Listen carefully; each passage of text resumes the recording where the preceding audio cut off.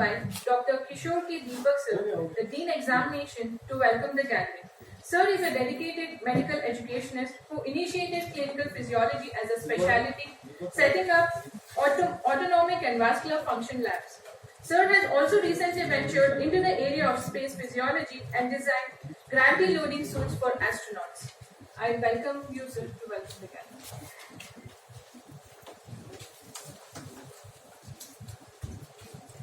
सभी को नमस्कार। सबसे प्रथम मैं डॉक्टर भारती भगवान जी को धन्यवाद देना चाहूँगा जो आ नहीं पाए, बट उनके एनकरेजमेंट में सब कुछ हुआ। Then doctor Subrata Sinha, our acting director, doctor Ravi Mahajan, president ASPI, doctor Vijay Kumar, secretary ASPI, doctor Manish Singhal, who will be around to take this day further. I have my own colleagues, Shri Ravindra Kumar Gopalji, Dr. D.K. Sharma, and Gopinath, and all August audience who are interested in this very special occasion. And this is the first time I am seeing this kind of a thing happening, a marriage between science and humanity, the true marriage of science and humanity, which is happening today. I think you can clap for this really happening. I'll justify why. So I'm here more as a HOD physiology and connected to medicine and humanities and other things than any other thing. So thank you, Dr. Manish, for inviting me. It's very close to my heart. In fact, during the internship, I was posted with Dr. Jahir in GMC Bhopal, who is a true plastic surgeon. Those who know and go about that point of time, 1980s, 70s, or late 70s. I was doing an internship, and I was very much in the way they construct. Then I realized how difficult to give a shape to the structure of a human organ, which had its own nature to have a structure. Like my nose cell will go like a nose. If you take some other cell to put a nose, then they have a tendency to go like this. So it's a commendable work which I saw during that time, and which I'm sure all plastic surgeons are doing, giving a shape to the nature of the organ, which is not destined, but now you're converting a reconstruction and then giving a new shape. And that has come up very long way from Shushwata or from Lord Ganesha. We talk about long way. So it's a commendable work which has been done by this part of the world 2,600 years. Maybe I put 3,600 years if you go to the history correctly.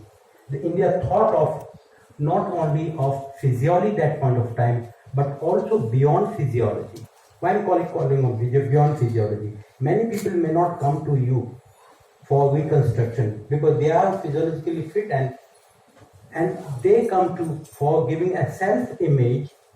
Now, how do they know about self-image? Your films are going to give you the self-image.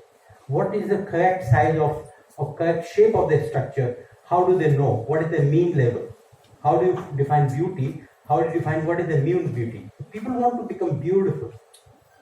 A correct and mean, not a plus or two minus of this side. So if you have got a difficult job to do to determine that mean of a self-image, match with the social image, and then give a perfect task. It's not easy.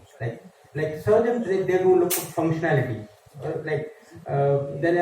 Has a function being achieved by doing the surgery? Yes, surgery is successful. But you go beyond the functionality. It gives functionality along with the proper structure, which is acceptable socially. That's why the society and humanities come into this picture.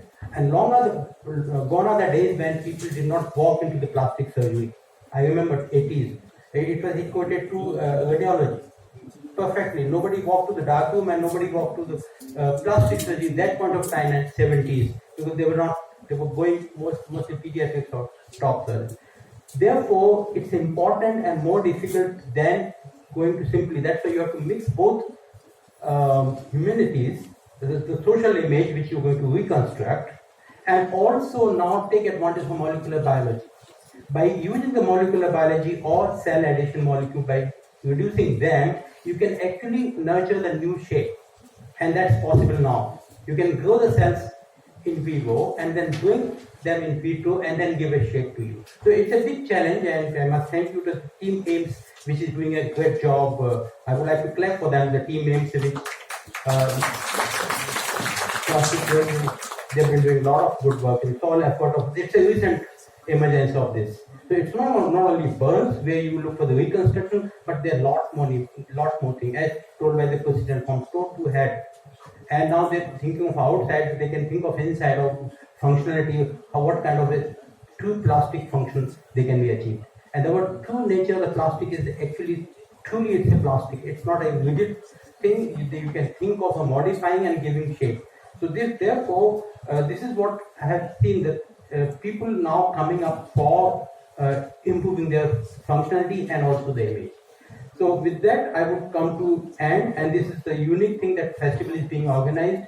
It's the mix of the humanities. You're going to go into the domains of social realms and therefore you try to go and do good for the society. So with that, wishing you good luck for doing a lot of good to society, and thank you very much for being here. Thank you. Thank you, sir. I would now like to invite Sri Rishiraj sir, a retired Director General of Police from Kerala, who was previously a cleft lip and palate patient himself and is an example of how one can succeed and live a perfectly normal life with timely intervention. I invite you, sir, to share your experience. We would also like to give you a plant of jade as a token of appreciation.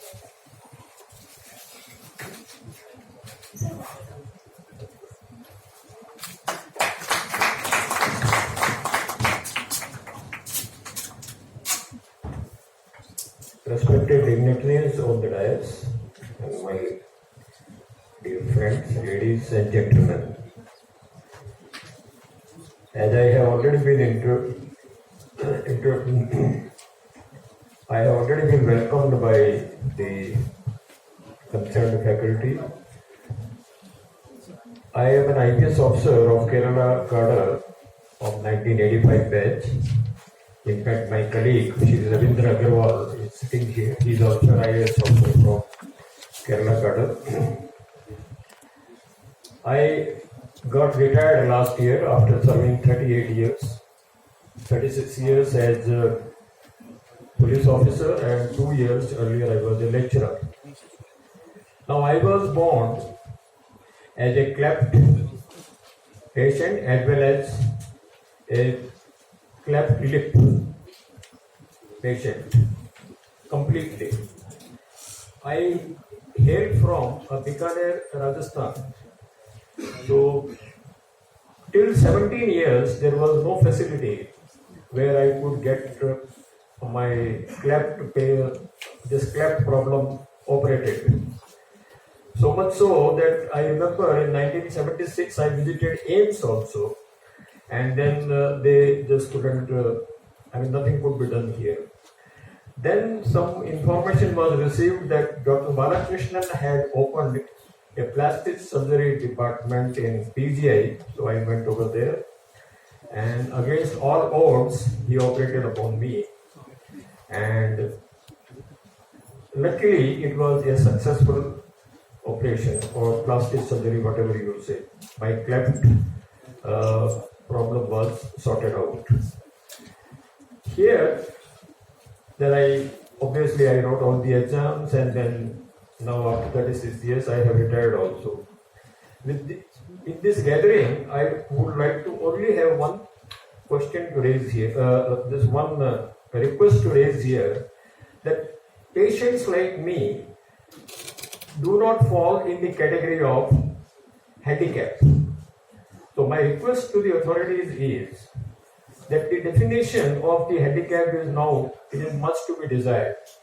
As I understand as a layman, that any part of your body, if it is slightly circumcised, even if it is your little finger is supposed chopped off or so, you easily fall in the category of handicap.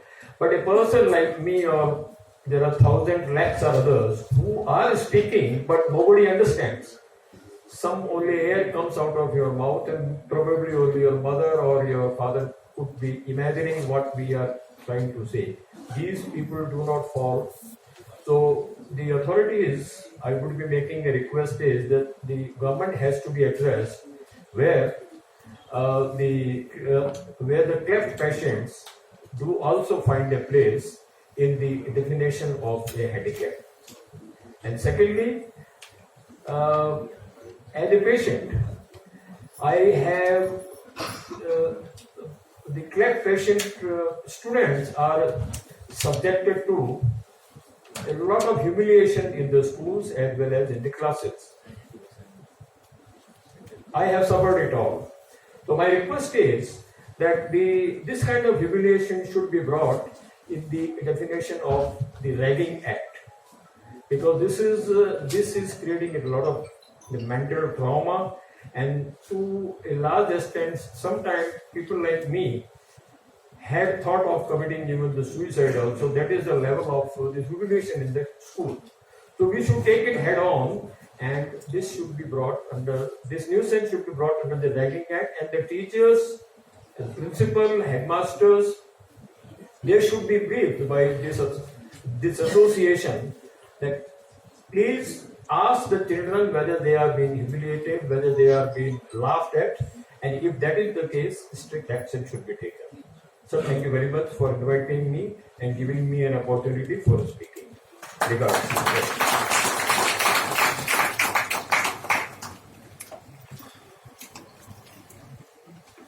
So thank you for sharing your inspiring journey and words with us. Your grit and determination are a true inspiration and motivation to all the patients and to us doctors as well. On this event, the Association of Plastic Surgeons of India has put together an interesting compilation of all the heart-touching short-listed films in the form of a booklet. This book symbolizes the zeal and dedication that all the plastic surgeons over the country have put in participating and making this event a gala event. This book will later include all the 117 entries that we received and will be handed over to APSI in the form of an e-book. I would request our guest of honor today, Director Sir, to release the booklet, and I would also request all the other dignitaries seated on the dais to kindly honor us with the same. I request DDH Rabindra Agrawal Sir and the Medical Superintendent, Dr. D.K. Sharma Sir, to also come on the dais. And I request our entire publication, designing and graphics team to accompany us for a group photograph.